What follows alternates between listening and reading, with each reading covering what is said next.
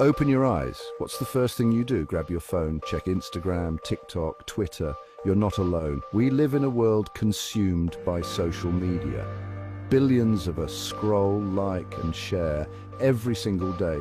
It's become our town square, our news source, our way to connect. But at what cost? Is this constant connection truly connecting us? Or is it slowly chipping away at our mental well-being? The answer, like most things in life, is complicated. It's a mix of good and bad, light and shadow.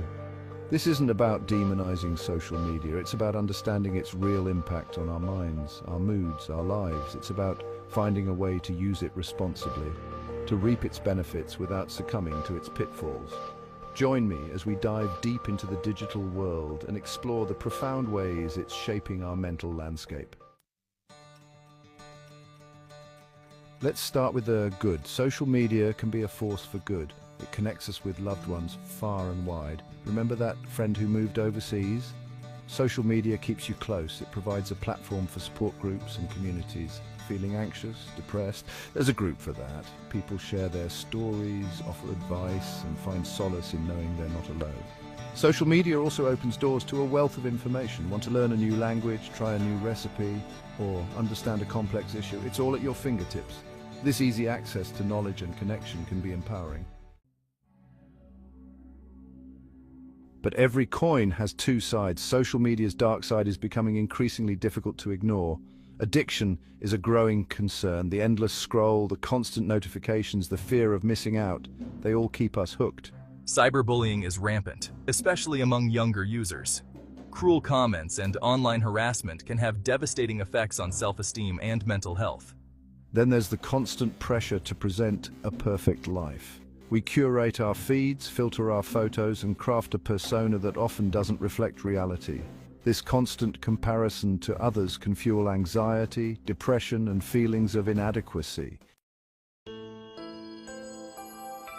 statistics are alarming. Over 4.5 billion people use social media globally. That's more than half the world's population. The average person spends over 2 hours on social media daily. Young people are particularly vulnerable. Studies show a correlation between heavy social media use and increased rates of depression, anxiety, and loneliness among teenagers. So Section 5, trapped in comparison. Imagine this, a teenager scrolling through Instagram, bombarded by images of perfect bodies, luxurious vacations, and seemingly effortless success. How does this make them feel? Inadequate? Envious? Now imagine another scenario. Someone struggling with social anxiety, using social media to avoid real-life interactions. Is this helping them overcome their fears or exacerbating them? These hypothetical situations highlight the complex ways social media can impact our mental well-being. They remind us that the digital world is not a replacement for genuine human connection and real-life experiences. Section 6. Expert opinions, a spectrum of views. Mental health experts are divided. Some argue that social media can be beneficial if used in moderation. They emphasize the importance of being mindful of our online habits and setting healthy boundaries. Others express concern about the addictive nature of social media and its potential to exacerbate existing mental health issues. They advocate for greater awareness of the risks and encourage parents, educators, and individuals to prioritize mental well-being in the digital age. Section 7. What if social media disappeared? Let's play a thought-provoking game. What if social media vanished overnight? Would our mental health magically improve? Would we be less anxious, less depressed, more present? Or would we struggle to stay connected, feel isolated, and lose access to valuable information and support? The truth is, the impact of social media's disappearance is difficult to predict.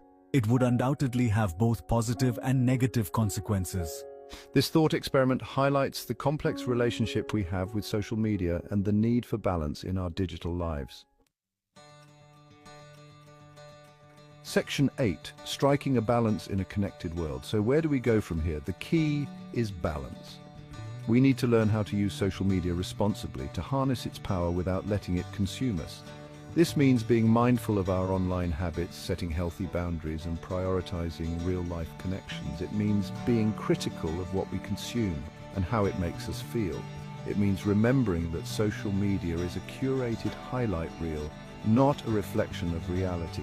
The digital world is here to stay. It's up to us to shape it in a way that promotes mental well-being, fosters genuine connections, and empowers us to live fulfilling lives both online and offline.